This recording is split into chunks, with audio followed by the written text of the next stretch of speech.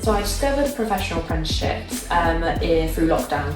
So I was looking for a career change. I've been to uni doing something else and discovered digital marketing through that. So when I came out of uni and lockdown happened, I started doing online courses, see if I really enjoyed it.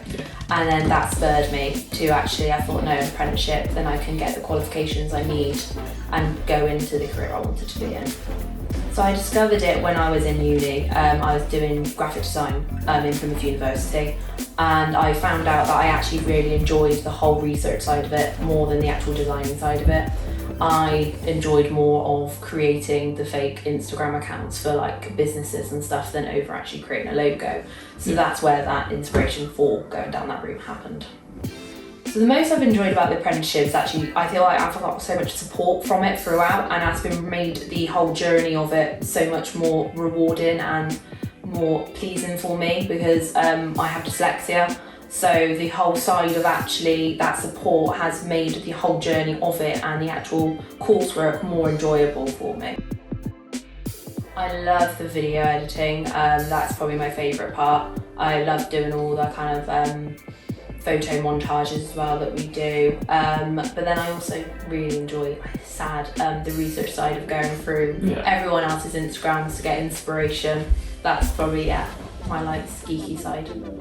The advice I would give to someone is, if you're going to do it, you do it for a job that you want to do, because the work is hard and because you're doing full-time work plus education, you really need to have a passion for it. And also always ask questions. If you don't understand something, the tutors are always helpful, so always ask questions all the time. The actions I was doing to ensure I got the distinction was, again, going through absolutely everything. I was always going back to the criteria to make sure I was ticking everything off, and asking, actually, I was in contact with a few other apprentices, asking their advice on what they thought could have been added, and again, the tutors as well. Is there anything I can add? How could I develop this? Because you can always improve in some way, shape or form. So never think it's always a perfect product when you've done it. Let everyone else see it or someone else see it. Second eye is always the best.